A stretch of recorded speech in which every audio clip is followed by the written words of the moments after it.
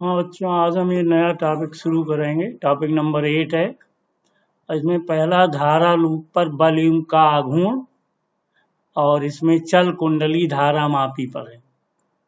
देखिए कि धारा लूप दिखाया गया है PQRS और जिसकी लंबाई और चौड़ाई दी हुई है। इस धारा लूप को जब चुंबकीय क्षेत्र में रखेंगे तो देखिए इसमें PQ पर जो बल लगेगा ये F1 बल लग रहा है और F1 बल ये नीचे की ओर आएगा। फ्लेमिंग लेफ्ट हैंड रूल लगाएंगे और दूसरा जो RS है इस पे भी F2 बल लगेगा और ये नीचे की ओर लगेगा। ये बल दोनों बराबर हैं, विपरीत हैं, लेकिन इनकी क्रिया रेखा भिन्न भिन्न है। बाकी देखिए QR और PS पे भी बल लगेगा। QR पे F3 और इस पे PS पर F4। ये बल बराबर विपरीत है लेकिन इनकी क्रिया रेखा समान है। तो ये F3 F4 एक दूसरे को कैंसिल कर देंगे और कैंसिल कर देंगे तो केवल F1 और F2 बल कार्य करेगा। F1 क्या है, नीचे की ओर है और F1 ऊपर की ओर है और F2 नीचे की ओर है। तो ये एक बलिंग बना ले क्योंकि इनकी क्रिया रेखा भिन्न भिन्न है। अगर समान होती तो ये भी कैंसिल हो जाता। तो F1 बराबर F2 होगा और ये इसकी लंबाई दी है L, तो F1 equal to F2 equal to ILB। और लंब दूरी दूसरे फिगर में देखो, ये लंब दूरी दिया है जो परपेंडिकुलर वाली दूरी है, ये है B sin थीटा। तो इस बल का आघूर्ण अगर निकालेंगे तो टाउ बराबर ILB into B sin theta. तो tau equal to ILB into IL into B क्या एरिया हो जाएगा और B sin theta. L into B क्या है, एरिया है, एरिया ऑफ दी लूप। तो tau equal to IAB sin theta. तो इस तरह से आपने देखा कि जब कोई कुंडली को चुंबकीय क्षेत्र में रखते हैं तो चुंबकीय क्षेत्र के कारण उस पर एक बलिंग लगता है जिसके कारण वो कुंडली चुंबकीय क्षेत्र में रोटेट करने लगती है, घूमने लगती है। और उसके बलिंग का आघूर्ण टाउ बराबर NIAB sin थीटा। अगर थीटा 90 डिग्री है तो टाउ इक्वल टू NIAB। अब है चल कुंडली धारा मापी, गैल्वेनोमीटर।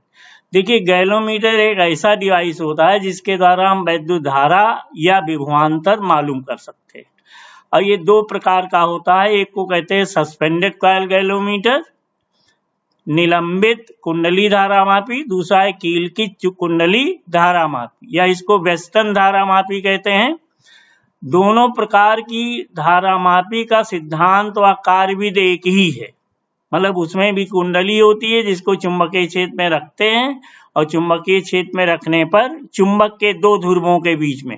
तो पहला कीलकित कुंडली धारा मापी ने देखिए, इसमें एक लोहे का ये क्रोड होता है और इससे क्या होता है कि इसके नीचे स्प्रिंग लगी रहती है। पॉइंट T2 है नीचे की ओर, ऊपर है ये मिरर होता है और उसको दूसरे पेज से कनेक्ट करते हैं और इस कुंडली को दो ध्रुवों के बीच में रख दिया जाता है। ये फ्रेम पे एल्युमिनियम का फ्रेम होता है और इसमें स्केलिंग के लिए लैंप स्केल अरेंजमेंट करते हैं। मतलब लाइट को फोकस करते हैं एक पॉइंट पे, जब कोई धारा नहीं होती है तो वो 0 कर देते हैं और एक निश्चित धारा प्रवाहित करके उसकी हम स्केलिंग कर लेते हैं। तो इस तरह से हम धारा को माप सकते हैं, धारा को या वोल्टेज दो बिंदुओं के बीच विभवांतर को।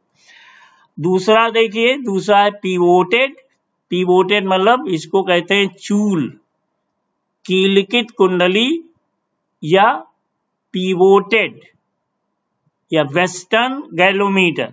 यहाँ भी देखिए ये कुंडली है, ये साफ्ट आयरन है जिसके ऊपर कॉइल लिपटे होते हैं और ये स्प्रिंग से, और एक चूल नीचे दिखाया गया, एक ऊपर दिखाया गया है और ये स्केलिंग होती है। स्केलिंग मतलब कि जब इसमें चुंबकीय क्षेत्र है, धारा प्रवाहित करेंगे तो क्या होगा, ये कुंडली रोटेट करेगी और रोटेट करेगी, ये किस पे डिपेंड करेगा, धारा के मान पे निर्भर करेगा।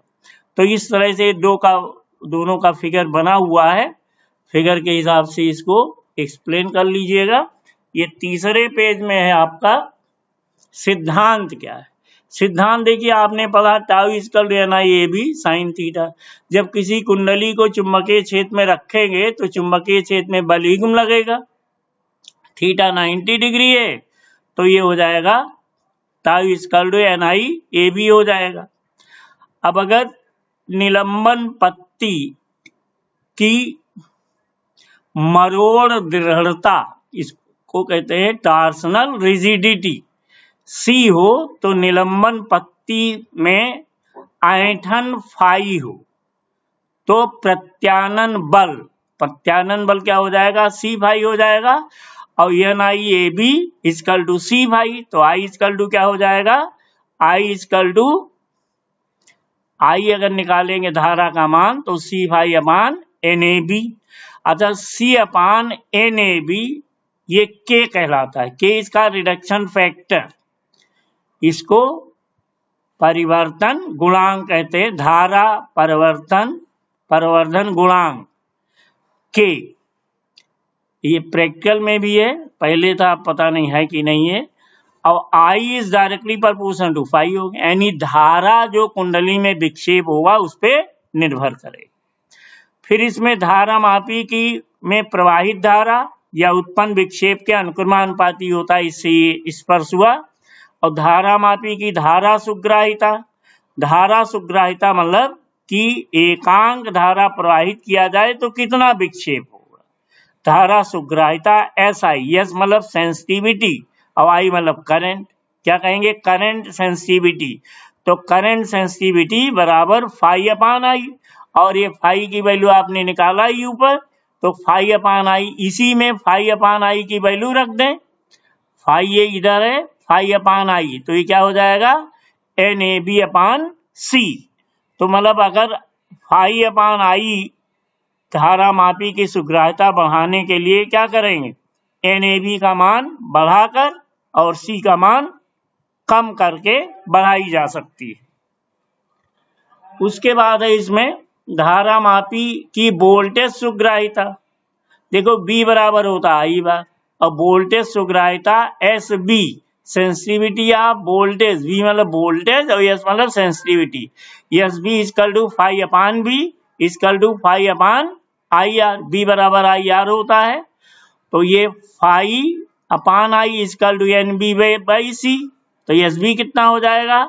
ये इससे निकालिएगा, NBA अपान CR हो जाएगा। यानी इसको बढ़ाना है तो NBA का मान ज्यादा हो और C और R का मान कम हो। अब देखिए धारा मापी का मीटर में रूपांतरण, धारा मापी का मीटर में कैसे बदलेंगे? हम कोई धारा मापी को अमीटर में और वोल्ट मीटर में दोनों में बदल सकते हैं। क्योंकि कैसे? क्योंकि phi directly proportional to I होता है, और धारा मापी जिससे हम धारा को सीधे एम्पियर में नापते हैं उसको अमीटर कहेंगे, या एम्पियर अमीटर वो यंत्र होता है जो वैद्युत परिपथ में धारा की प्रबलता सीधे एम्पियर में नापते हैं, या मिली एम्पियर में नापेंगे तो उसको मिली एमीटर कहेंगे। और किस पे डिपेंड करता है? Phi directly proportional to I होता है। अब कैसे हम इसको कन्वर्ट करेंगे? कन्वर्ट करने के लिए इसमें भी डेरिवेशन है। धारा मापी को अमीटर में बदलना है तो धारा मापी के समांतर क्रम में एक छोटा सा शंट, कम से कम प्रतिरोध का शंट जोड़ देते हैं, क्योंकि एक आदर्श धारा मापी या मीटर का स्वयं अपने का वोल्टेज न्यूनतम होना चाहिए, कम से कम होना चाहिए। जबकि अगर इसको हम वोल्ट मीटर में कन्वर्ट करें तो वोल्ट मीटर के श्रेणी क्रम में एक उच्च प्रतिरोध का तार जोड़ देते हैं। तो इसका डेरिवेशन आपको कल करेंगे। ये 4 पेज का मैटर है, नया टॉपिक है, और इसको आप नोट कर लीजिएगा, फिर इसको पढ़िएगा। ये बाकी फिर कल